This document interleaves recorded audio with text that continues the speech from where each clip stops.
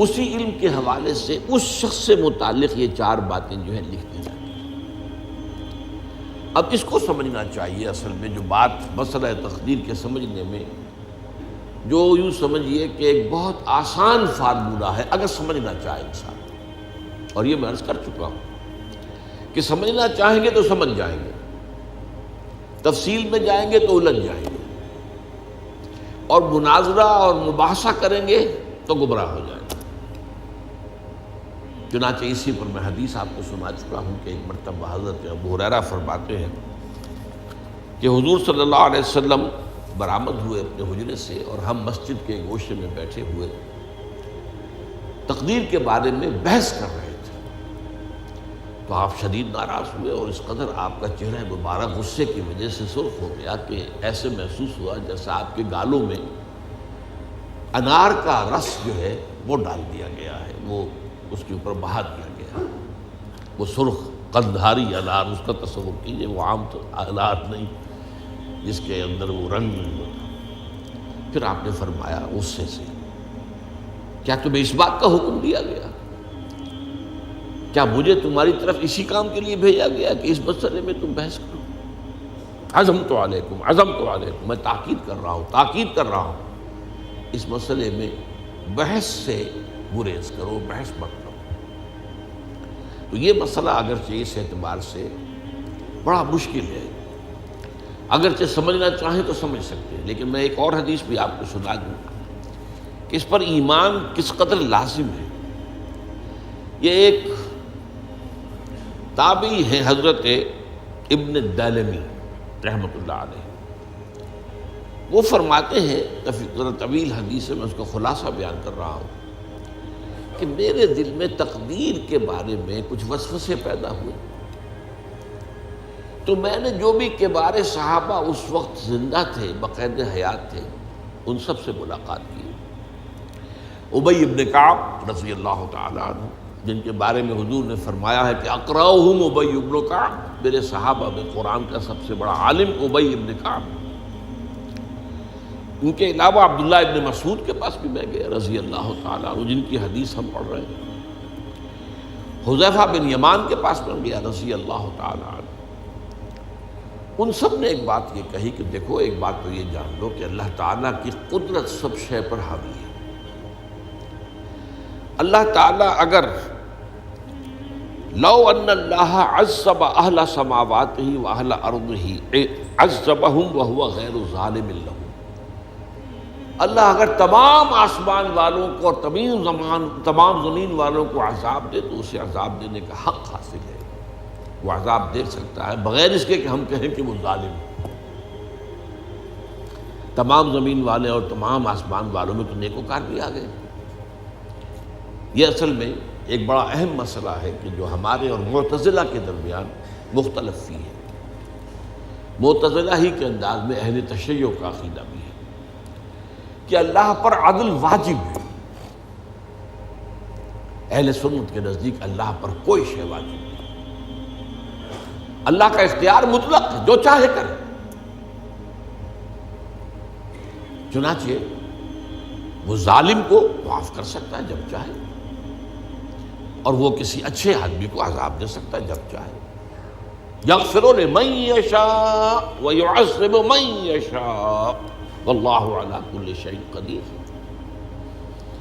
یہ سورہ بقرہ کی آخری آیت میں ہے کہ آیات میں سے ہے، لاسٹ بٹ 3 آیت میں۔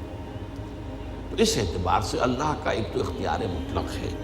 پھر میں زید ابن ثابت کے پاس گیا تو انہوں نے یہی بات مرفوعاً بیان کی کہ میں نے خود حضور سے سنی ہے یہ بات۔ باقی 3 صحابہ کے بارے میں تو وہ کہتے ہیں کہ انہوں نے گویا کہ اپنی رائے کا اظہار کیا، اور اگر اللہ تعالیٰ چاہے لو رحمہم، تمام آسمان والوں اور تمام زمین والوں کو بخش دے اور رحم کرے، لکانت رحمتہ خیرا لہم من اعمالہم، تو اس کی رحمت جو ہے وہ یقیناً لوگوں کے اعمال سے بہت بالا ہے، بلند و برتر ہے، تو جو چاہے کرے۔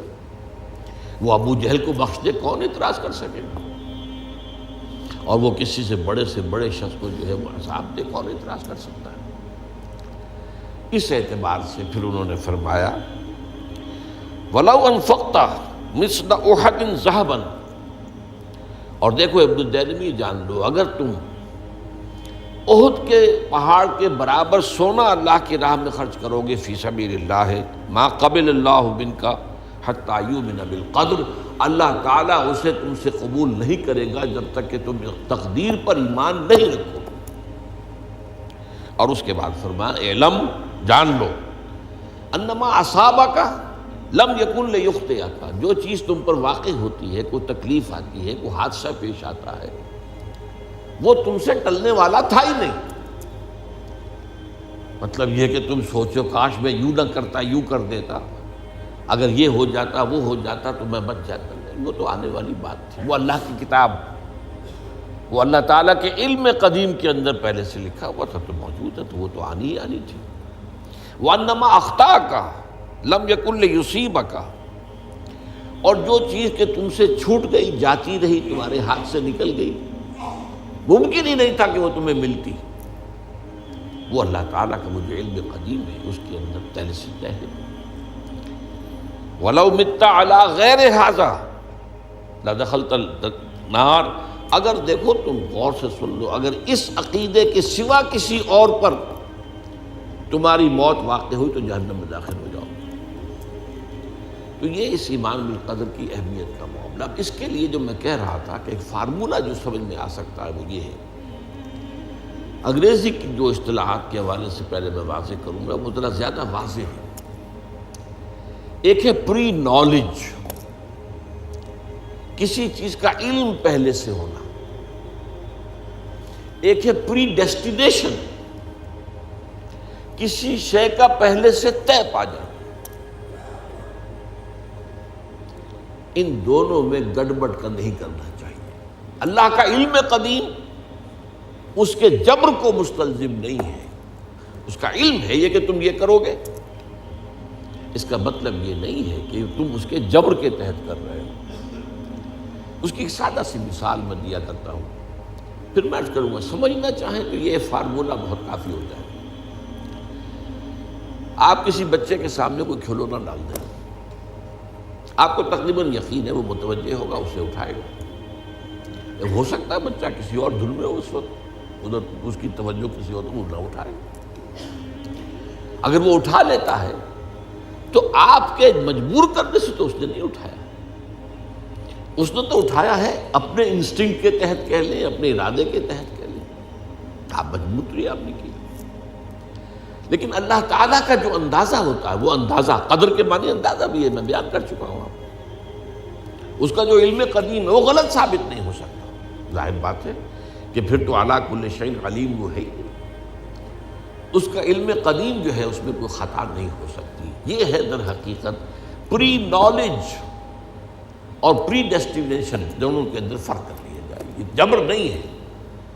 ہاں اللہ تعالیٰ کا علم ہے، اس علم کے مطابق چیز جو ہے وہ لکھتی گئی ہے، وہ تو ہو کر رہے گی، ہوتی تو ہے، لیکن اس کے کرنے میں یہ نہیں ہے کہ آپ پر کوئی جبر ہے، مجبوری ہے۔